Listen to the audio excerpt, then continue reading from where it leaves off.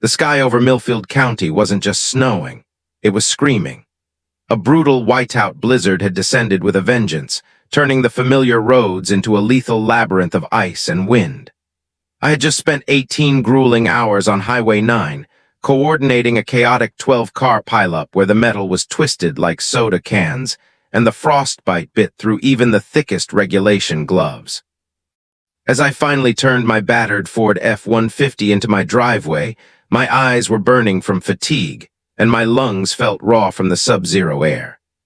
All I wanted, the only thing keeping me going, was the thought of my warm living room, a hot cup of coffee, and the hum of my security system keeping my home a fortress. But the second my headlights cut through the swirling snow, my heart didn't just sink, it stopped. Something was missing. Next to the fence, where my heavy-duty industrial-grade backup generator usually stood, there was nothing but a haunting, empty rectangular patch in the snow. I killed the engine, and the silence that followed was terrifying. My house was dark. My security cameras, which relied on that generator to stay active during grid failures, were lifeless black eyes. I stepped out of the truck, the wind nearly knocking me off my feet. I trudged toward the spot where the generator had been bolted down. The bolts hadn't just rattled loose, they had been sheared off. Drag marks, already being filled by the fresh powder, led straight toward the street, directly toward the pristine, gated driveway of the house across from mine. For most people, a stolen generator is an expensive inconvenience. For me, it was a security breach. When you spend nearly 3 decades as a beat cop and eventually get elected as the county sheriff, you don't just make friends, you collect enemies. I had put away high-level cartel associates and violent felons who would love nothing more than to find the good sheriff defenseless in the dark. That generator was my lifeline, the power source for the motion sensors and high-definition perimeter alerts that kept me and my daughter safe. I felt the metallic taste of pure, unadulterated rage flood my mouth. I didn't even have to guess who was responsible. I looked across the street. There, standing in her oversized mahogany doorway, framed by the warm, expensive glow of her interior lights powered by a much larger, approved system, was Victoria Sterling. She wasn't hiding, she was gloating. She stood there with her arms crossed over her designer coat, a smug, practiced grin plastered across her face, the kind of look a queen gives to a peasant she just stepped on. I marched across the street, my boots crunching loudly in the deep snow. My teeth were bared, not just from the cold, but from the sheer audacity of what she'd done. Before I could even open my mouth, she spoke. Her voice was high-pitched, condescending, and cut through the howling wind like a knife. "Don't bother, Earl," she chirped, using my first name with a sneer that made it sound like an insult.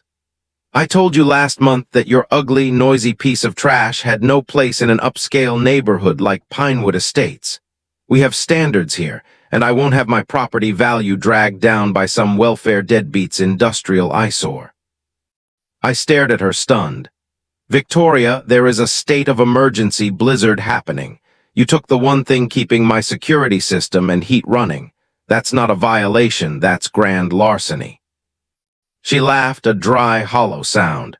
"Oh, please, the HOA board voted it was a nuisance removal. It's in the shed at the back of the community center. You can have it back in the spring if you pay the storage fees." She looked at my rusted truck and my salt-stained work jacket, her eyes dripping with disdain. To her, I was just some low-income fluke who had managed to buy a house in her precious enclave.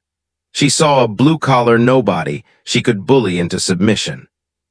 What she didn't see was the badge tucked into my inner pocket. She didn't see the years of tactical training or the fact that I knew every judge in this county by their first name. Victoria Sterling thought she had just tidied up her street. She had no idea she had just declared war on the one man who could dismantle her entire life with a single phone call. I turned around without saying another word. I didn't need to yell. I didn't need to threaten. The storm was raging around us, but the real frost was just beginning. Victoria Sterling wanted a war. Well, she was about to find out exactly who her neighbor really was. The cold didn't just penetrate my skin. It settled into my bones as I sat in my darkened kitchen, the only light coming from a single battery-powered lantern. I watched the snow swirl outside the window, thinking about how I had ended up in Pinewood Estates.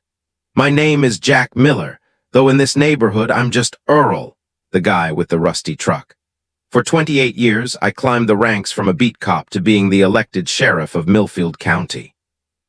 You'd think a man in my position would live in a gated mansion with a fountain, but life had recently handed me a different set of cards. 8 months ago, a brutal divorce had ripped through my life like a Category 5 hurricane. My ex-wife kept the sprawling family estate, and I was left with a mountain of legal bills and the bittersweet realization that I needed to disappear for a while. I didn't want to be the sheriff every time I went to get the mail. I wanted a place where no one knew my business or the baggage I carried from 3 decades of seeing the worst humanity had to offer. When I saw this modest 3-bedroom ranch house, I didn't see a downgrade. I saw a sanctuary. It had good bones and a detached garage where I could disappear into the engine of my 1998 Ford F-150. That truck was a point of pride for me. It had more rust than paint, and it rattled like a cage of marbles, but it was reliable.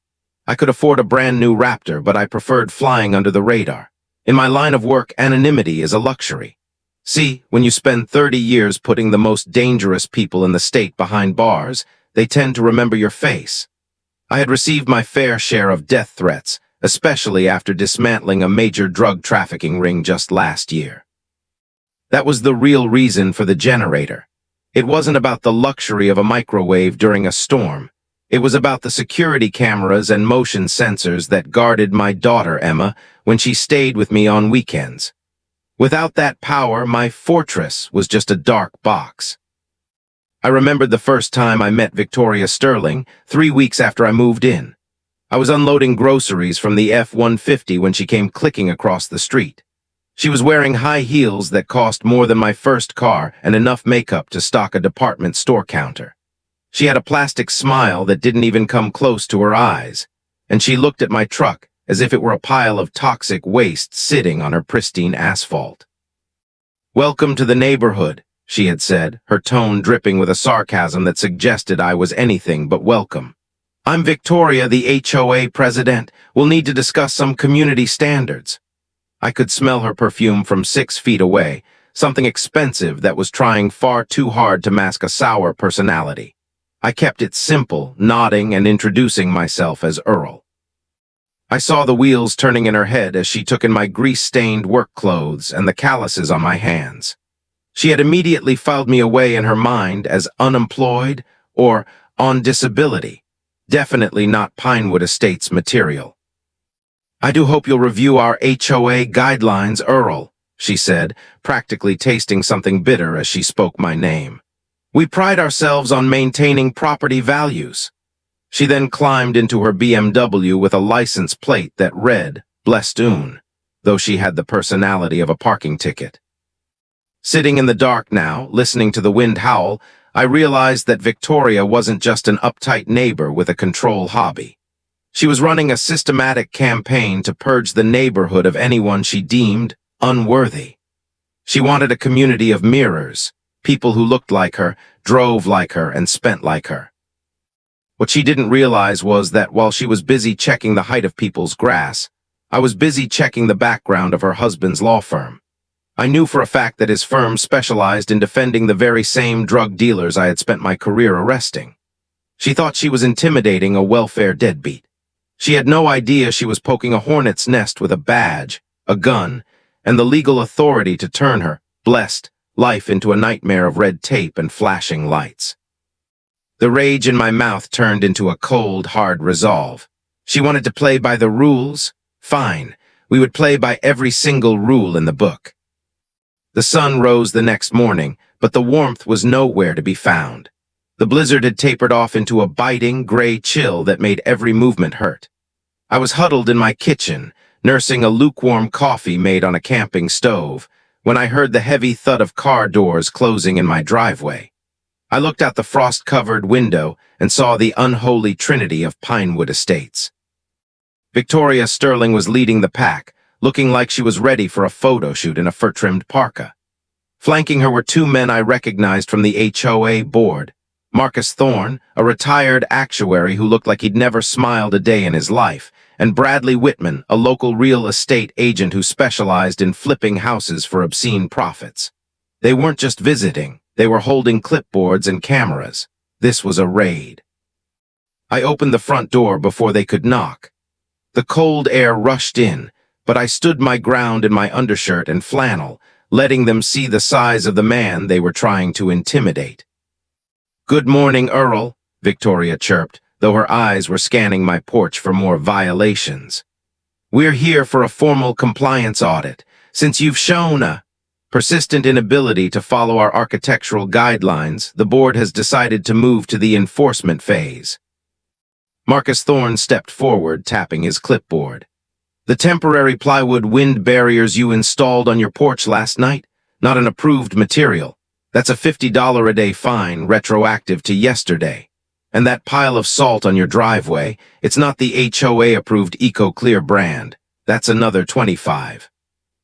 I leaned against the doorframe, crossing my arms.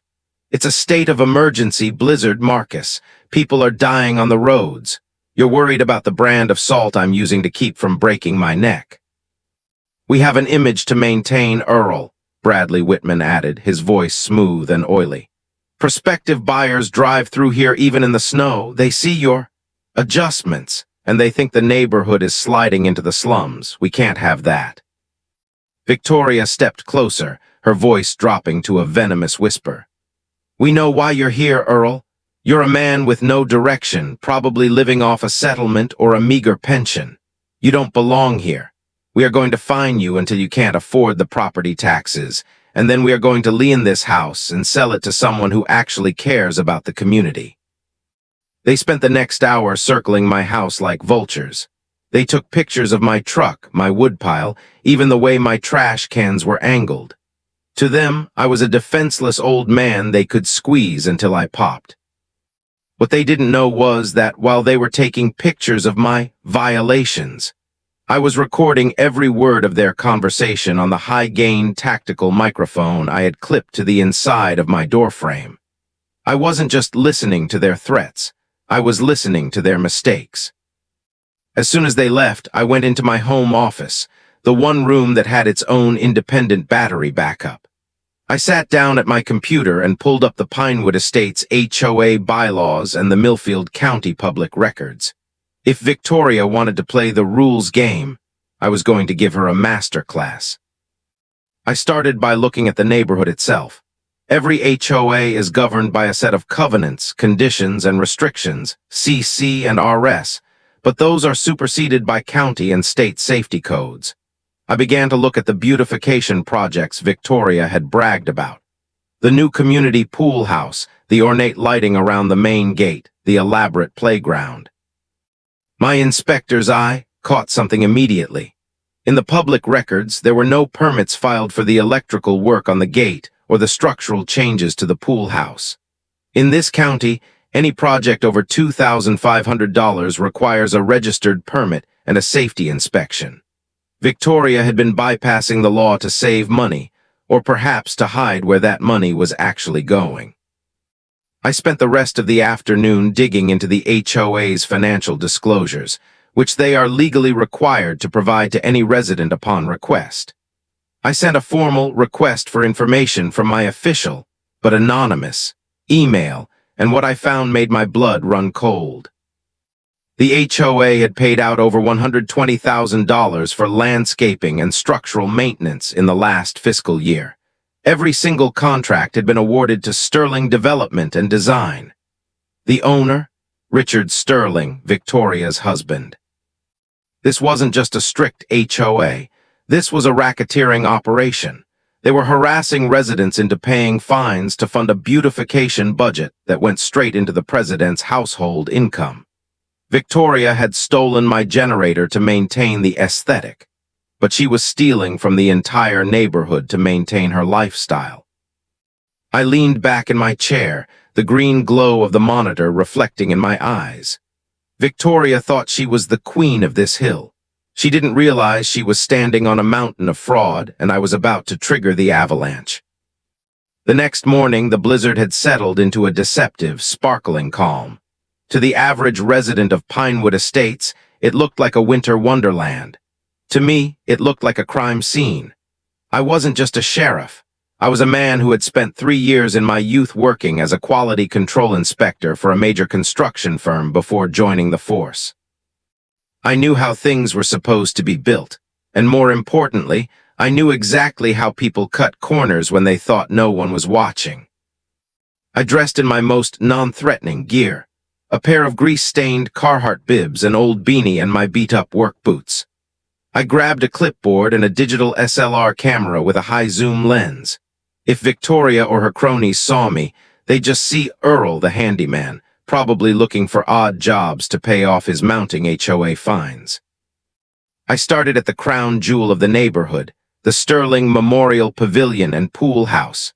It was a beautiful structure, all cedar beams and stone veneer, but as I walked around the perimeter, my stomach turned. I noticed the electrical conduit for the outdoor heaters wasn't seated properly. I knelt in the snow and zoomed in with my camera. The wiring was exterior grade, but the junction boxes were for indoor use only, a massive fire hazard in a state prone to heavy moisture and ice. Then I looked at the custom wrought iron fencing Victoria had billed the HOA $40,000 for. I tapped it with a small hammer I kept in my pocket. It didn't ring like solid iron. It sounded like hollow, powder-coated aluminum. It was a cheap imitation, likely bought for 1/10 of the price she had listed in the financial reports. I moved on to the community playground. This was where the rage really started to simmer. I saw the new safety surface that was supposed to be 6 inches of rubberized mulch. I kicked back the snow and a bit of the top layer. Beneath an inch of rubber was common, jagged wood mulch, the kind that rots and harbors mold. Even worse, the main support bolts on the swing set were rusting through. In Millfield County, public-use play structures require a biannual safety certification. I checked the pole for the inspection sticker. The last one was dated 4 years ago. Victoria wasn't just pocketing money. She was gambling with the lives of the children in this neighborhood. As I was taking a photo of a cracked support beam, a silver BMW pulled up alongside me. The window rolled down, and Bradley Whitman, the real estate agent from the board, leaned out. He had a look of pure disgust on his face. "Getting some ideas for your own shack, Earl?" he sneered. "Or are you looking for scraps to sell? I told you yesterday your presence here is a blight. We've already drafted the paperwork to double your fines for unauthorized photography of community assets. You're digging your own grave, man." I didn't even look up from my camera. Just admiring the craftsmanship, Bradley. It's amazing what some people think they can get away with. "Keep talking, old man," Bradley laughed, flooring the engine and spraying slush onto my boots. "By next month, you'll be packing your bags. Victoria has friends in high places. You're playing in a league way above your pay grade." I watched his taillights disappear. He was right about one thing. Victoria did have friends. But she didn't realize that in this county, I was the one who vetted those friends. I spent the next 4 hours documenting over 50 distinct violations of the Millfield County Building Code and the State Fire Safety Act. I found exposed high-voltage wires near the kiddie pool, non-compliant emergency exits in the clubhouse, and a drainage system that was illegally dumping runoff into the protected wetlands behind the estate, a direct violation of EPA regulations. When I got back to my freezing house, I didn't feel the cold anymore. I felt the thrill of the hunt. I sat at my desk and opened a new encrypted file on my laptop. I labeled it Operation Paper Storm. I began drafting emails, but not to the HOA. I wrote to the county fire marshal, a man who had been my best man at my wedding. I wrote to the district director of the EPA, whom I had helped during a toxic spill investigation 2 years ago. And I wrote to the state attorney general's office of consumer fraud. I didn't sign them as Earl. I signed them as Sheriff Jack Miller, Millfield County. I attached the photos, the financial ledgers showing the payments to Sterling Development, and the lack of permits. I hit send on all 7 emails simultaneously. Victoria Sterling wanted to take my power. Fine. I was about to bring the entire weight of the state government down on her front porch. The blizzard outside was ending, but for Victoria, the real storm was just beginning. The silence in my house was heavy, broken only by the whistling wind and the occasional crackle of my small propane heater. While the neighborhood slept, thinking they had successfully bullied the old man in the rusty truck, I was deep in the digital trenches. As sheriff, I had access to resources the average citizen didn't even know existed. But for this, I didn't even need my badge. I just needed to follow the money. I pulled up the HOA's annual financial disclosure once more. On the surface, it looked professional, filled with line items for landscape architecture, infrastructure integrity, and community aesthetic preservation. But when I cross-referenced these payments with the Secretary of State's business database, the pattern became undeniable. Every major contract over the last 18 months had been awarded to Sterling Development and Design or its subsidiary, Precision Turf Management. Both companies were registered to a residential address, Victoria's own home. Her husband, Richard Sterling, was listed as the principal agent. But here was the kicker. Richard Sterling wasn't a contractor.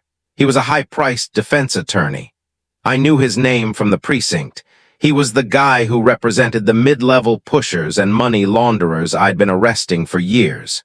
He didn't know a load-bearing beam from a garden hose. I dug deeper into the pool house renovation project. The HOA had been billed $85,000 for structural reinforcement and premium electrical upgrades.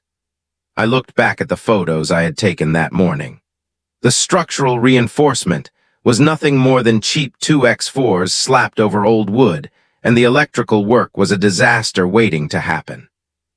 By my estimation, based on my years as an inspector, the actual work performed cost no more than $12,000. That meant over $70,000 of the homeowner's hard-earned dues had vanished into the Sterling's pockets. And that was just one project. I moved on to the Emergency Reserve Fund. Every HOA is required to keep a rainy day fund for major repairs. Pinewood Estates Fund should have been sitting at nearly $300,000. Instead, the ledger showed it had been drained down to $4,000. The reason? Legal consultation fees paid to, you guessed it, Richard Sterling's law firm. They weren't just running a strict HOA. They were using the neighborhood as a personal ATM. Victoria would find violations, levy heavy fines against residents she didn't like, and then use that money to pay her husband for consulting on how to collect those very fines. It was a perfect predatory circle. Around 2:00 a.m., my computer pinged. It was a reply from the county auditor's office. I had asked them to run a quiet check on the Sterling's tax filings. The report was staggering. They were claiming massive business losses on their landscaping company while simultaneously buying a $150,000 boat and taking 3 European vacations a year. As I sat there, the blue light of the monitor reflecting off my sheriff's badge on the desk, I felt a grim satisfaction. Victoria thought she was a genius. She thought that by picking on Earl, she was just cleaning up her street. She didn't realize that she had invited a professional investigator to look behind the curtain of her perfect life. I spent the next 3 hours compiling a prosecution binder. I organized it into 3 sections: conflict of interest, financial embezzlement, and criminal negligence. I included the photos of the unsafe playground, the unpermitted electrical work at the pool, and the fraudulent invoices from Sterling Development. Just as the first light of dawn began to gray the sky, I saw Victoria's BMW pull out of her driveway across the street. She was likely heading to an early Pilates class, feeling victorious because my house was still dark and cold. She probably thought I was shivering in my bed, defeated. I watched her disappear around the corner and picked up my phone. I dialed a number I knew by heart, the personal cell of the state district attorney. "Hey Jim, it's Jack Miller," I said, my voice raspy from the long night. "I've got a gift-wrapped white-collar racketeering case for you. It's happening right in my backyard. Literally, I'm sending over the file now." I want a warrant for every financial record associated with the Pinewood Estates HOA, and I want a forensic audit of Sterling Development and Design. I hung up the phone and took a long, slow sip of my cold coffee. The deadbeat was about to become the Sterling's worst nightmare. The next day, the aesthetic peace of Pinewood Estates was shattered. Usually, the only sounds you heard at 9:00 a.m. were the soft hum of snow blowers and the distant chime of Victoria's wind bells. But today, the neighborhood woke up to the heavy, rhythmic thumping of diesel engines and the sight of flashing amber lights. I stood by my window, sipping hot coffee from a thermos, as 3 white SUVs with Millfield County Fire Marshal and Department of Building and Safety logos pulled onto our street. Behind them was a truck from the State Environmental Protection Agency, EPA. They didn't start at my house. They started at the main gate. I watched through my binoculars as the county fire marshal, a no-nonsense man named Silas, stepped out and immediately walked to the ornate lighting Victoria had installed last summer. He didn't even need to open the panel. He could see the scorched insulation peeking through the gaps. He pulled out a roll of bright red tape and began wrapping it around the entrance pillars. Minutes later, Victoria Sterling's front door flew open. She marched out, still in her expensive silk robe and a fur-lined coat, looking like a queen whose castle was being invaded. Marcus Thorne and Bradley Whitman appeared from their respective houses shortly after, converging on the inspectors like a pack of angry wasps. "What is the meaning of this?" Victoria shrieked, her voice echoing off the frozen houses. "This is a private community. You have no right to be here without a formal invitation from the board." Silas didn't even look up from his clipboard. "Ma'am, I'm the county fire marshal. I don't need an invitation when I have a signed affidavit reporting immediate life safety hazards. And judging by the look of this wiring, you're lucky this whole gate didn't turn into an electric chair during the blizzard." "That's impossible," Bradley Whitman stammered, his face turning a shade of red that matched the inspection tape. "That work was done by a premier firm. It's state-of-the-art." "It's a fire trap, Mr. Whitman," Silas countered. "And since you're on the board, you should know that Sterling Development isn't even a licensed electrical contractor in this state." The blood drained from Victoria's face. She shot a panicked glance toward my house, but I remained hidden behind my curtains. She then turned her fury back on the inspectors. "This is harassment. This is clearly a vendetta started by that person in the ranch house. He's a nuisance, a liar, and probably a criminal." While she was screaming at the fire marshal, the EPA inspectors were at the back of the property, near the community pool. They were busy taking water and soil samples from the drainage ditch. I knew what they were finding. The illegal chemicals used by Precision Turf Management to keep the grass unnaturally green had been leaching into the protected wetlands for months. By noon, the cascade was in full swing. The health department arrived and officially condemned the community pool and playground. They didn't just give a warning, they padlocked the gates. The playground, where Victoria had skimped on the safety padding, was declared a high-risk hazard zone. Victoria was frantic. She was on her cell phone, likely calling her husband, Richard, screaming about lawsuits and damages. She didn't realize that Richard was currently occupied. At that very moment, 3 of my best deputies were serving a search warrant at his law office downtown, seizing every computer, ledger, and bank statement associated with the HOA funds. I decided it was time to make an appearance. I put on my heavy-duty sheriff's jacket, the one with the large, gold sheriff lettering across the back, and pinned my badge to my belt. I walked out onto my porch and headed straight toward the crowd gathered at the entrance. As I approached, the neighbors who had gathered to watch the drama unfold began to whisper. Victoria was still mid-shout, pointing a finger at Silas when she saw me. She froze. Her eyes went from my face to the gold badge, then to the sheriff logo on my chest. The silence that followed was deafening. Even the wind seemed to stop. "Morning, Victoria," I said, my voice calm but carrying the weight of the law. "I heard there were some compliance issues in the neighborhood. Thought I'd come over and see if the sheriff's department could offer any assistance with the investigation." Victoria's mouth hung open, but no sound came out. The welfare deadbeat she had been bullying was the highest-ranking law enforcement officer in the county, and he was standing there with the evidence that was about to end her reign forever. The atmosphere inside the Millfield Community Center was electric, but not the kind of electricity Victoria Sterling liked. Usually, these HOA meetings were sparsely attended affairs where she could gavel her way through new finds while the neighbors stayed silent to avoid being her next target. Tonight, however, the room was packed. People were standing against the walls, their faces a mix of confusion, anger, and dawning realization. Victoria sat at the center of the long mahogany table on the stage, flanked by Marcus and Bradley. She had traded her silk robe for a sharp, charcoal-gray power suit, trying to reclaim her presidential aura. But her hands were shaking, and she kept glancing at the back doors. "Order, I will have order," Victoria screamed, banging her gavel so hard the sound echoed like a gunshot. "This emergency meeting has been called to discuss the unprecedented harassment our community is facing from rogue county officials."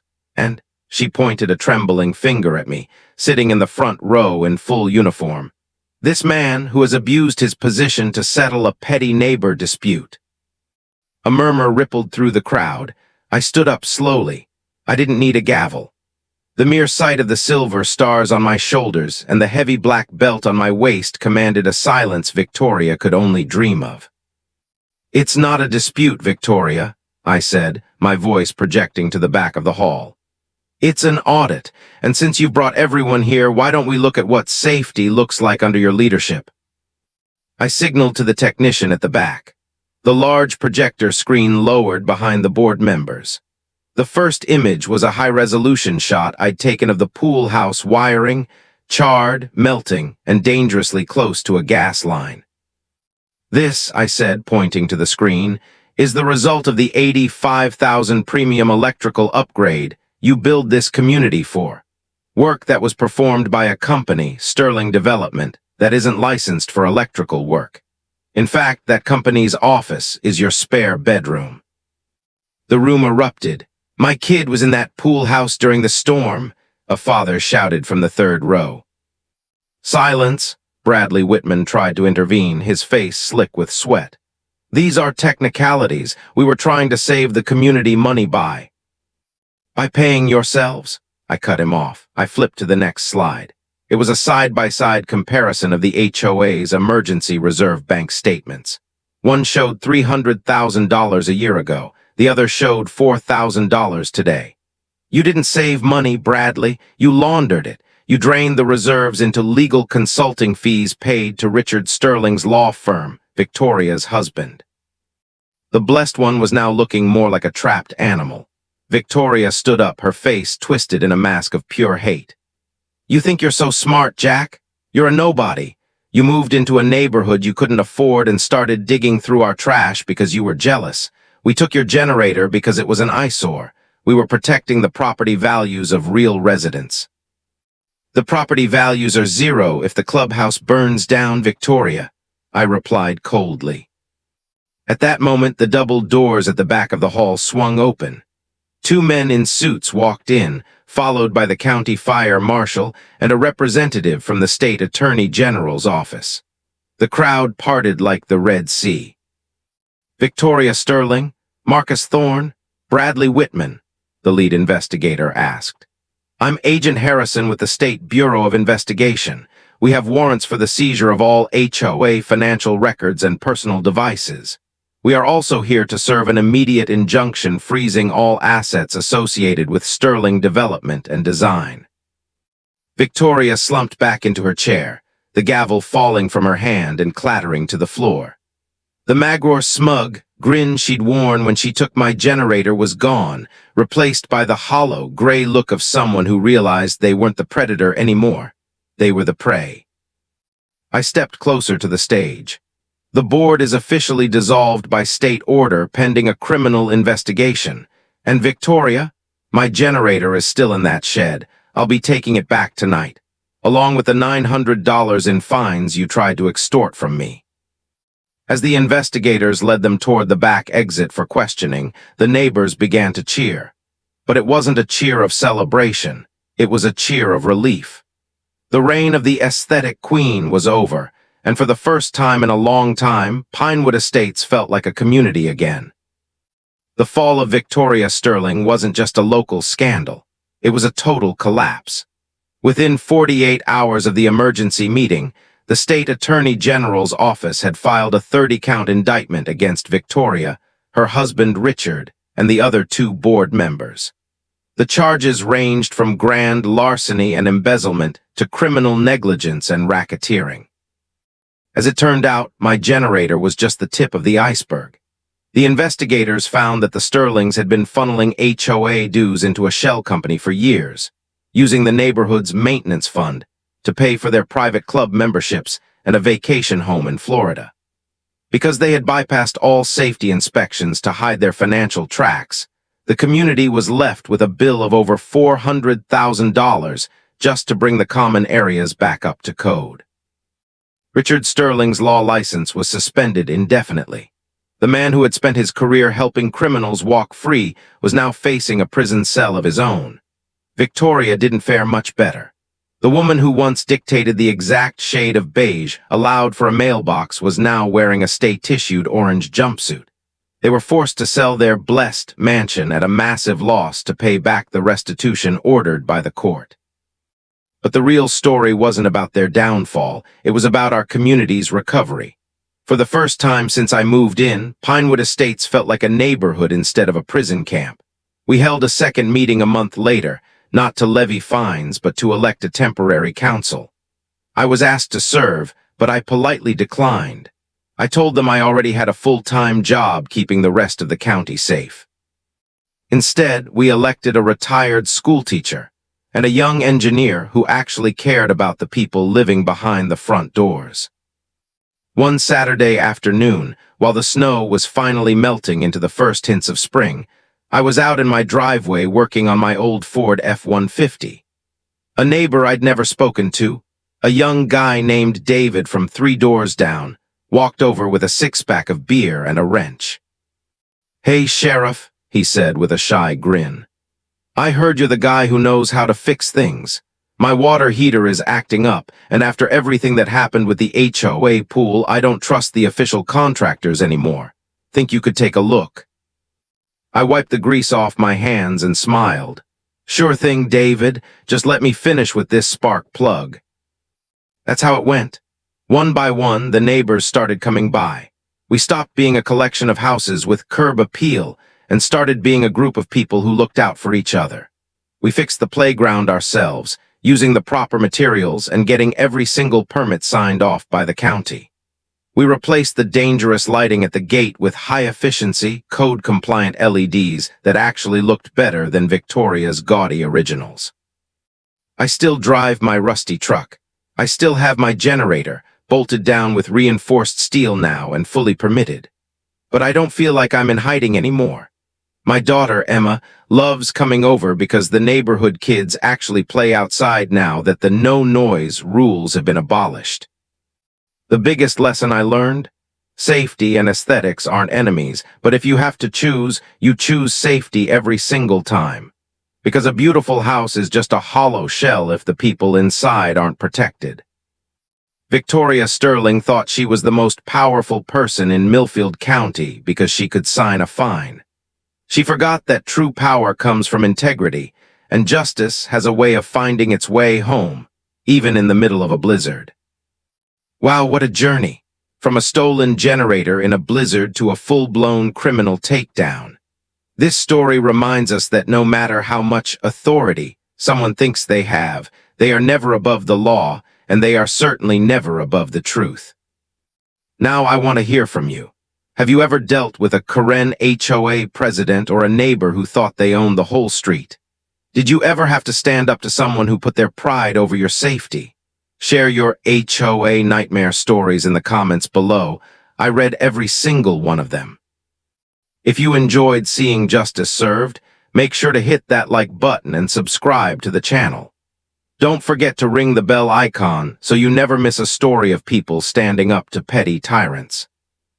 Coming up in our next video, the story of a greedy contractor who tried to build a school using substandard concrete and the janitor who blew the whistle and saved hundreds of lives. You won't want to miss that one. Until next time, stay safe, stay vigilant, and remember, your home is your fortress. Thanks for watching.